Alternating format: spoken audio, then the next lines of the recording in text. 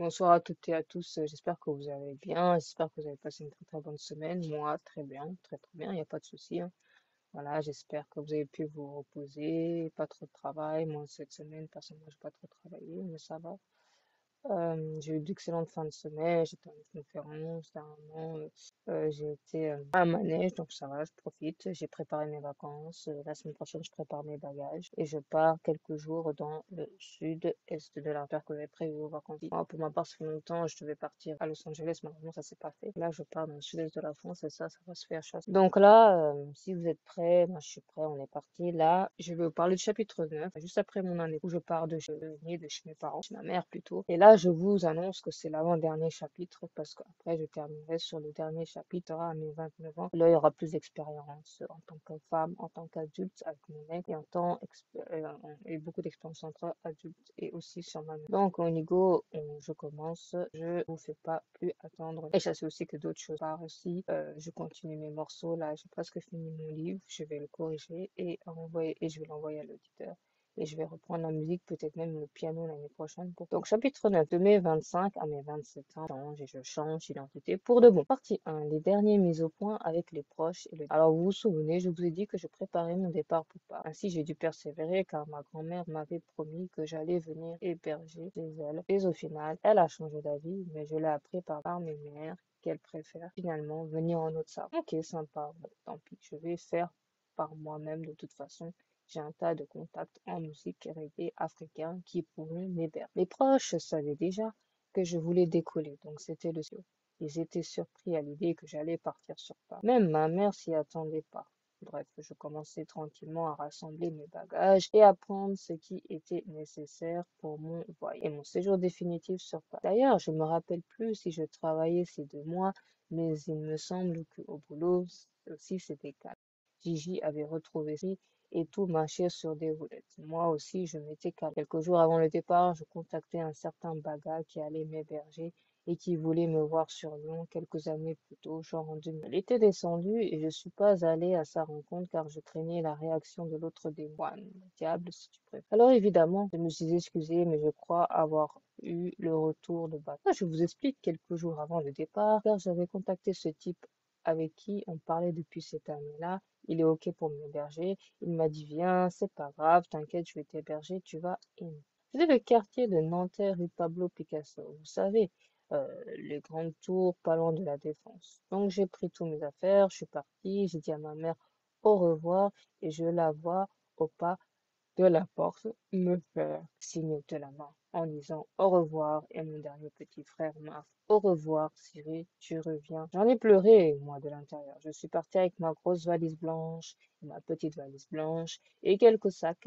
J'étais chargée et il faisait beau. C'était une journée de février-mars. Ce fut la première fois, je me souviens, 21 février, que je partais de chez ma famille en tant que femme indépendante. Très fière de ça. J'en rêvais depuis mes 18 ans. Et c'est là que ma vie de femme commence à mes 26 ans et demi. Quand on commence, vous savez, quand on commence à fabriquer un rêve, ça se fait toujours 7, 8, voire 10 ans après. Partie de voyage en train Régnier, Paris, arrivé à Nanterre, rue Pablo Picasso. Voilà, donc je monte la côte de Régnier, j'arrive à la gare à ce moment-là, j'attends le TGV direction Paris. Je suis si fière ce jour-là, j'ai pris mon destin en main. Quoi, comme tout ce que j'ai fait jusqu'à maintenant et je ne regrette pas. Je suis dans le TGV, je regarde l'émission, c'est mon choix. Et on parlait des nouvelles icônes de télé. Je sais pas, mais ça me faisait rêver, la télé, tout ça, tout ce qu'on qu'on m'avait interdit de faire depuis le temps. À cause d'un certain statut de noblesse ou de religion soi-disant, j'aurais préféré le statut de la noblesse sans hypocrisie qu'il y a autour. Dès qu'elles le peuvent, elles envoient à ma sortante des mauvaises ondes du genre «Alors, tu fais silence radio? Tu me parles comme ça?» Comme si on leur doit le respect ultime. Je suis désolée, ça se mérite. On n'est pas leur esclave du respect. Je suis désolée. Arrivé à Paris, Baga m'a donné rendez-vous à Nanterre. Il fallait que je prenne le RER A, que je descende à la Défense. Une fois arrivé, je vois les tours, je suis impressionnée. Je me dis, waouh, c'est ça la métropole française. C'est un truc de... J'avance et je découvre un parc Je me dis, c'est magnifique. La petite provençale qui arrive sur la capitale française, à l'époque, c'était ouf. Pour moi, maintenant, j'ai l'habitude.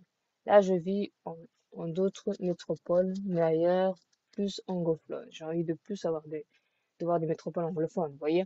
J'ai envie de changer de style de vie. Bref.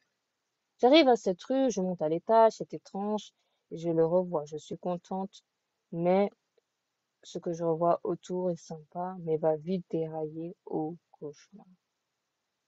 Partie 3, le premier mois chez lui, c'est fréquentation.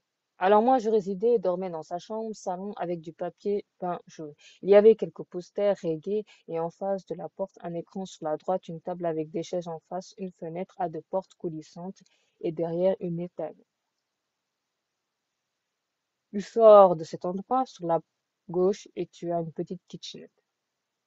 À droite, les sanitaires et à côté de la porte d'entrée de l'autre côté, un certain Dominique, un homme très vieux qui a voué toute sa vie à une mairie à Paris, s'est marié à une certaine Camerounaise, mais escorte de luxe, tu vois, et gagné dans les environs 20-30 000 € à part.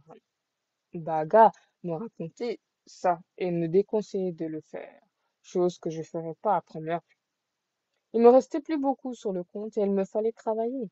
J'ai cherché partout dans les marches sur Internet, dans les magasins, partout, je ne trouvais pas. Oui, dans les annonces sur Internet. Je ne sais pas pourquoi j'ai mis marche dans les annonces. Je me suis dit, mais comment je vais vivre? Une femme noire, une pote à bagarre, lui venait rendre visite. Elle avait une jolie valise couleur or. Waouh! Genre luxe. J'ai pas trop regardé la marque, mais je me suis dit, je veux la même. Je lui ai demandé, euh, que fais-tu dans la vie? Et elle me dit, masse. Quoi? Ça veut dire quoi, ça? Voilà. Et ça rapporte? Elle me dit, oui, t'es tranquille, tu peux gagner 2 000, voire 3 000. Ah ouais, je ne savais pas que c'était autant, mais que je me dis, c'est pas pour moi, autant que je le fasse pas. Puis je lui ai demandé le site. Elle me fait, ouais, non, Suiva Street. Ouais, je suis partie sur ces sites-là, j'ai déposé une annonce, je disais, femme sérieuse, recherche du travail dans le secrétariat ou le ménage. Et là, peu de temps après, j'ai eu un flot de demandes. Enfin bref, et il avait quelqu'un qui passait dormir chez lui et il était sans abri, il n'avait pas où aller, la pauvre.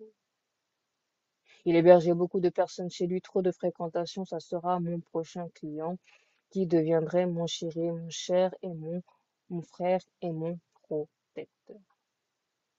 Les demandes étaient toutes variées les unes les autres. Celles concernaient du bien-être d'autres choses, mais celles du bien-être ne m'intéressaient pas. Au fait, c'était bien du bien-être et même parfois plus. Je suis très embarrassée d'écrire ça, mais il le faut. Des massages à finition à 200 à l'hôtel. Purée, j'ai refusé immédiat car j'ai demandé des choses précises. Mais ça défilait et il n'y avait que ça. Et comme ça n'allait pas avec bagarre, on se disputait pour un oui ou pour un non, un peu comme une discussion athlétique ou compétitive. Partie 4. Mes premières prestats et mon départ précipité de chez. Alors je continuais mes affaires. Au final, j'étais réticent. Bon, ça faisait du bien, je me sentais bizarre. J'ai eu plus de 100 € la demi-heure et c'est parti comme ça. Mais rassurez-vous, j'avais un peu après un boulot quelque temps plus tard de danseuse en boîte de nuit à Georges. Baga, on n'a pas supporté et m'a mis à la porte, évidemment. Je lui ai renvoyé la balle en disant qu'il ne savait pas danser non plus, comme il disait que je ne savais pas chanter. Au départ, je ne comprenais pas pourquoi il m'avait viré, mais avec le temps, j'ai bien compris. Son très vieux coloc, qui avait des difficultés à retenir ses selles, qui gisait partout dans sa pièce, a rendu l'âme juste avant que je parte. Paix à son âme. D'ailleurs, il ne m'appréciait pas. Il l'a fait savoir à Baga qui me l'a dit. Donc je partis à son bon vouloir et je me suis précipitée chez une amie, un ami au Sénégal, que l'ami de ma sœur tante m'a présenté. Très sympa, m'a accueilli chaleureusement et m'a mis à l'abri. C'était la première fois que je bougeais, ainsi depuis que je partais chez ma famille. On s'entendait bien, elle me racontait ses problèmes, je lui racontais les miens. Ça a duré une semaine car son gars réclamait son enfant et elle me disait qu'elle ne pouvait pas me garder longtemps. Alors c'était à Paris. 14 chez Fred, je suis restée 2 mois. La chance que j'ai eue, c'est d'avoir des prestations qui paye, c'est ça qui m'a maintenu en vie. Je ne voulais pas finir sans domicile fixe ou à la rue, mais c'est le prix à payer quand on est indépendante. Je me rappelle qu'il me disait que je ne sais pas cuire une viande. Il me disait, elle était bleue. Et je lui disais, si j'ai pas dû la laisser longtemps. Bref, c'est vrai, à l'époque, je le prenais mal, mais il avait même hébergé une fille aussi renois comme moi, et elle disait elle savait préparer. J'en ai eu mal, mais c'est rien. Une fois, il m'a demandé de lui faire des nattes et je me suis proposé car faire des nattes collées, c'est pas difficile en soi. Je l'ai fait, il a eu un doute, il a laissé, mais il n'a pas été satisfait. J'allais pas lui dire non, je devais me rattraper sur la viande là. Bref, il a rappelé une fille en disant que je savais pas faire. Bref, tant pis, j'ai fait ce que j'ai pu. S'ils ont critiqué, c'est leur affaire à eux. Puis je continue mes affaires à l'extérieur. Ça me faisait de l'argent, beaucoup d'argent, pas énormément, mais pour bien vivre. Je me souviens d'aller au resto tous les jours. J'allais au resto tous les jours, au moins une à deux fois dans la journée. J'ai cuisiné rarement. Mes revenus étaient 2005 à 3500 € le mois. Je n'ai jamais fait 1600. C'était très, très rare. J'ai voyagé deux fois par an au bled et avec mon copain, on voyageait souvent. Il avait son taf et ça en plus, mais ça, c'est moi qui étais plus riche que lui. Et il en était fier, il s'en vantait. Il me disait, tu gagneras mieux qu'avec un travail normal. Certains clients me disaient, si j'étais une fille, j'allais faire ce que tu fais. Tu parles. Ou des fois, tu te sens très mal aussi. Bizarre, t'as envie de t'arrêter déjà. La deuxième année, je commence à réfléchir sur mon activité et me dire, je vais aller faire ça encore une fois. Partie 5. Chez Slim et sa femme juste avant mon dernier colloque pour 2 ans. Je quitte Fred au bout de 2 mois, car déjà, je m'étais cherché d'avance d'autres colloques sur annonce et déjà lui voulait plus me garder, donc fallait que j'anticipe. Après quelques demandes, je suis tombée sur un couple d'origine maghrébine. Apparemment, ils avaient les mêmes délires que moi. Il m'a dit lui et sa femme, haha, voyez le délire. J'ai pris toutes mes affaires et je suis partie. C'était vraiment à côté quand j'y pense sur la droite, mais plus loin et à droite de nouveau au bout de la rue Blossom. Sa femme, Maïssa, bossait avec la mairie de Paris. Lui était cuisinier, je crois. Oui, je sais plus s'il bossait encore, s'il aimait Maïssa. Ils se connaissaient depuis 14 ans, même moi et mon ex, on n'a pas tenu autant. Elle a élevé son fils de 4 ans de son mec à l'époque, qu'il a eu avec une femme française de jour jusqu'à ce qu'il a grandi. 14 ans, ils se connaissaient. C'était au 7 ou 8e étage. Je rentrais, ça sentait bon. Tu avais un couloir étroit et au fond de la pièce, une mini cuisine à gauche en face, un petit salon autour du canapé, une petite télé légèrement sur la gauche, puis derrière les fenêtres coulissantes. Encore une tour. Derrière un rideau, une chambre, un lit. Je dormais là-bas. Maïssa avait sa chambre et lui dormait dans le salon au canapé. C'était un couple avec des hauts et des bas, cultivé et sa femme très gentille, mais très très autoritaire. Oh là là, le premier jour, j'essaie de la détendre, mais on peut pas. Genre, elle a un sale caractère. Elle est chaude comme moi. De temps en temps, on se faisait une partie. Là, on amenait des invités. On se faisait de l'argent. On partageait les fonds et ils ont fait ça avec une autre fille et c'est resté un an et elle est partie aux USA. Son rêve à elle, quoi. Mais moi, j'y suis restée 3 semaines. Ben oui, quoi, ça me plaisait et puis j'avais envie de changer d'air, quoi. Mais ça, je la supportais plus. Non, non, je rigole, j'avais envie de changer comme ça, envie d'aller ailleurs. Je sais ce qu'ils sont devenus, peut-être. Je sais pas ce qu'ils sont devenus, ou ils ont gardé leur activité ou pas, je sais pas. Ils m'ont rien dit, ils m'ont rien fait de mal, moi, mais moi, Maïssa m'a fait peur un peu. Une fois, je priais à côté du lit de mes prestats. Elle me dit, tu fais le salam à côté de tes prestats, toi. Lol. Il y avait une église à côté, j'y allais me recueillir, faire mes prières, prier avec Dieu, ça me faisait du bien.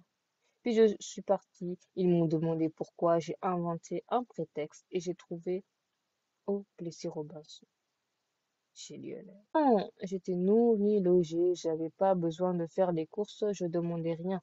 Ils faisaient tout pour moi, mais je supportais plus l'ambiance.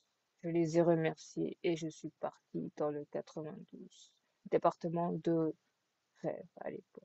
Ciao. Fin du chapitre 9, je pense que c'est l'un des plus courts. Là, j'ai commencé le chapitre 10, je suis à 5 parties, mais je vous assure, les gars, que ce sera le dernier chapitre. Après, on clôt le livre, je l'envoie aux éditeurs et je vous tiens au courant. Merci d'avoir écouté, merci d'avoir participé. Si vous aimez, likez, abonnez-vous, partagez le tweet. Ce fut un plaisir. Ciao, bonsoir.